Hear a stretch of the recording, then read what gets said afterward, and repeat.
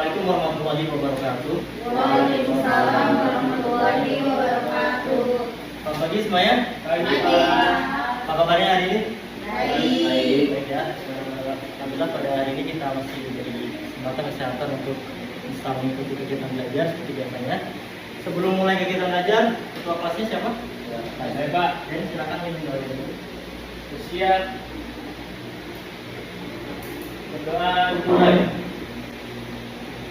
Selesai. Sebelum aktivitas kita absensi dulu. Nanti nama yang saya panggil silakan kalian sebelah kali saja ya. Baik Pak. Pertama, Mari Muhammad, Hadir Pak. dan Sofi, Hadir Pak. saya Dr. Yuda, Hadir Pak. Bapak Yanti, Hadir Pak. Ideal boleh ya. Iya. Baik, hadir semua ya. Baik, kali ini kita akan belajar mengenai bab 2 memahami kepuasan pelanggan. Tapi sebelumnya, saya ingin mengingatkan kembali mengenai pentingnya belajar pemasaran. Seperti yang kemarin Bapak sampaikan, pemasaran sangat penting untuk kalian pelajari, terutama kalian yang masih duduk di bangku sekolah. Karena pemasaran itu sangat berguna untuk nantinya kalian ketika masuk ke dunia kerja. Apalagi yang nanti masuk ke dunia kerja, kalian yang melamar ke suatu perusahaan itu membutuhkan juga proses atau teknik pemasaran. Kalian memasarkan diri kalian, memberikan kompetensi yang kalian miliki kepada calon HRD, kepada HRD atau pihak perusahaan. Bapak ingin mengulas materi sebelumnya pada pertemuan minggu lalu. Ada yang tahu minggu lalu kita belajar apa?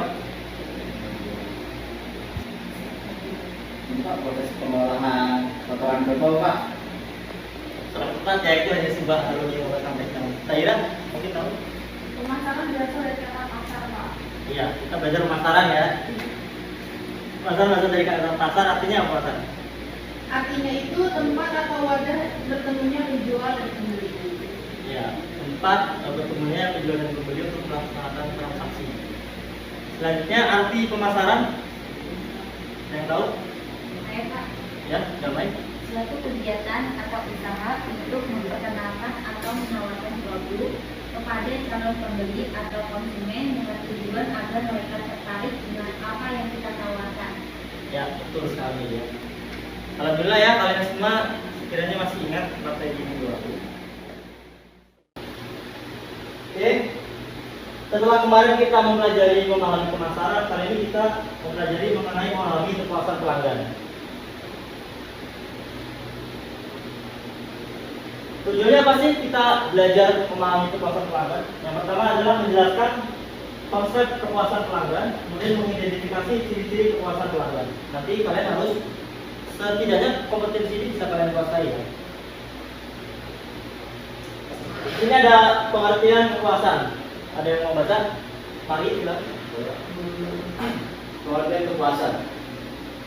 Kepuasan merupakan tingkat perasaan seseorang setelah membandingkan kinerja atau hasil yang dirasakan dibandingkan dengan harapannya. Jadi tingkat kepuasan adalah fungsi dari perbedaan antara kinerja yang dirasakan dengan harapan. Baik, di sini yang perlu digarisbawahi adalah perbedaan antara kinerja yang dirasakan dan juga harapan. Sebagai contoh, misalkan ya, kalian seorang siswa, kemudian seorang guru meminta atau mematok kalian KKM, misalnya KKM-nya adalah 7. Maka kebutuhan kalian adalah mendapatkan nilai 7. Harapan kalian mungkin lebih dari 7, misalkan 8. 8 itu adalah harapan kalian. Nah, seorang guru misalnya, kinerja seorang guru ya, misalnya di sini guru memberikan kalian nilai 7. Artinya guru mungkin belum memberikan harapan kepada kalian, memberikan kepuasan kepada kalian, tetapi guru memberikan apa yang kalian butuhkan. Ketika guru memberikan kinerja nilai 8, maka guru memberikan kalian kepuasan sesuai apa yang kalian harapkan. Ada lagi yang ketiga, guru mungkin memberikan nilai kalian 9. Di situ artinya kinerja guru adalah memberikan kalian lebih dari apa yang kalian harapkan. Nanti akan ada di slide kedua mengenai yang lebih intinya. Di sini ada 3 taraf kepuasan pelanggan. Ini menurut Bayus dalam Kotlet 1996. Yang pertama adalah memenuhi kebutuhan dasar pelanggan. Yang kedua, memenuhi harapan pelanggan dengan cara yang dapat membuat mereka akan kembali lagi. Yang ketiga, melakukan lebih dari apa yang kalian harapkan. Contohnya, bisa kalian lihat di buku. Bisa kalian lihat di buku mengenai contoh apa yang ada di sini. Silakan saya minta satu waktu untuk membaca yang taraf pertama yang ini. Sebenarnya itu wiraniaga televisi A menunjukkan jenis televisi yang dibutuhkan seorang pelanggan.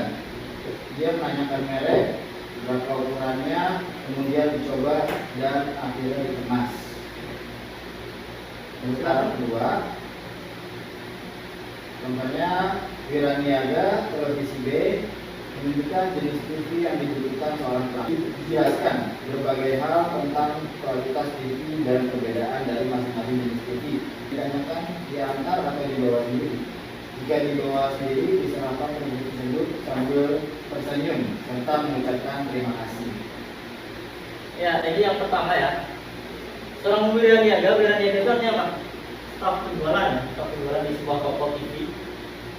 Pada taraf pertama, dia hanya menunjuk TV yang dibutuhkan oleh pelanggan. Artinya hanya memenuhi kebutuhan pelanggan saja. Menanyakan spesifikasi dan kemas. Jadi pelayanannya tidak terlalu ekstra. Kalau di taraf yang kedua lebih kompleks lagi. Sebelum kemas itu ada kayak menawarkan produk lain yang sesuai atau yang dibutuhkan.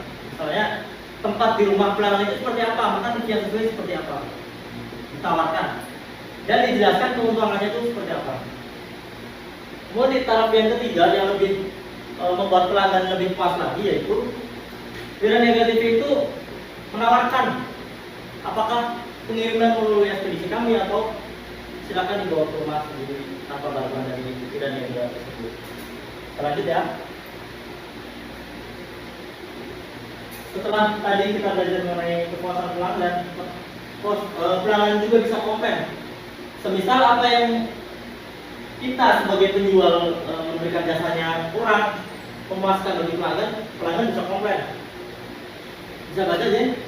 Ya, ada 3 jenis kategori tanggapan atau komplain terhadap ketidakpuasan SIP 1988, yaitu 1. Voice response. Kategori ini meliputi usaha menyampaikan keluhan secara langsung dan atau meminta ganti rugi. Tindakan yang dilakukan antara lain memperingatkan atau memberitahukan kolega, teman, atau keluarganya mengenai pengalamannya dengan produk atau perusahaan yang bersangkutan, instansi hukum dan sebagainya. Oke, terima kasih ya Mas Jen sudah mau baca. Kalau yang pertama ini menyampaikan keluhan secara langsung, artinya sebagaimana perusahaan sebenarnya masih diuntungkan. Artinya dari masing-masing keluhan atau aduan dari pelanggan ini mempunyai dampak yang berbeda bagi kita pelaku penjualnya. Ya. Lanjut ke slide berikutnya. Ini ada 12 kelompok. Jadi kalian bentuk menjadi 2 kelompok. Silakan. Ada laki-laki 2, nomornya 3. 4 Pak. Tugasnya adalah kalian setelah kelompok berdiskusi. Ini kelompok 1, ini kelompok 2 ya. Sebutkan faktor-faktor apakah yang mempengaruhi keputusan konsumen untuk memutuskan melakukan pembelian. Jelaskan pada kita. Yang kedua, diskusi yang kelompok 2 adalah sebutkan dan jelaskan jenis-jenis konsumen. Kalian bisa cari sumber referensinya dari buku, jurnal, ataupun internet ya. Waktunya Bapak kasih 15 menit untuk kalian berdiskusi. Setelah itu nanti saya minta kalian untuk mempresentasikan di depan. Oke ya. Oke, 15 menit waktunya dimulai dari sekarang. Oke, dari kelompok 1 silakan maju ke depan. Saya perwakilan ya Pak. Perwakilan aja. Baik, Tiga-tiganya. hasil diskusi dari kelompok 1 mengenai faktor-faktor apa yang mempengaruhi keputusan konsumen untuk memutuskan melakukan pembelian. Jadi hasil dari kelompok 1, yang pertama itu akses yang mudah, yang kedua tampilan toko dan produk, ketiga informasi dan ketersediaan produk, yang keempat kualitas produk, yang kelima harga, yang keenam promosi yang menarik, yang ketujuh testimoni dari pembeli lain, yang kedelapan dari pelayanan yang ramah. Itu hasil dari diskusi kelompok 1 mengenai faktor-faktor apa yang mempengaruhi keputusan konsumen untuk memutuskan melakukan pembelian. Oke Pak, terima kasih ya. Sekarang untuk kelompok 1.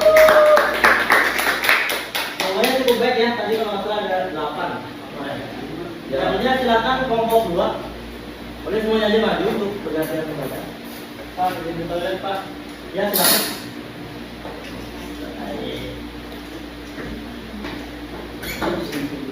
Diskusi dari kelompok 2 mengenai jenis konsumen. Yang pertama itu ada pelanggan potensial. Nah, pelanggan potensial itu pelanggan yang merupakan mereka yang belum membeli produk tetapi memiliki potensi untuk melakukan pembelian produk. Nah, yang kedua ada pelanggan baru atau pertama kali. Pelanggan pertama kali ini adalah mereka yang baru pertama kali membeli produk di toko kamu. Yang ketiga ada pelanggan loyal atau setia. Jika sebelumnya pelanggan baru melakukan pembelian pertama kali, pelanggan loyal atau setia telah melakukan pembelian berkali-kali di tokomu. Dalam mempertahankan pelanggan setia pada berbagai platform penjualan. Selanjutnya itu ada pelanggan impulsif, yaitu pelanggan yang mengambil keputusan secara cepat saat melakukan pembelian. Mungkin itu aja jawaban dari kelompok 2. Kurang lebihnya mohon maaf. Assalamualaikum warahmatullahi wabarakatuh. Terima kasih untuk kelompok 1 dan kelompok 2. Saya rasa jawaban kalian sudah cukup baik.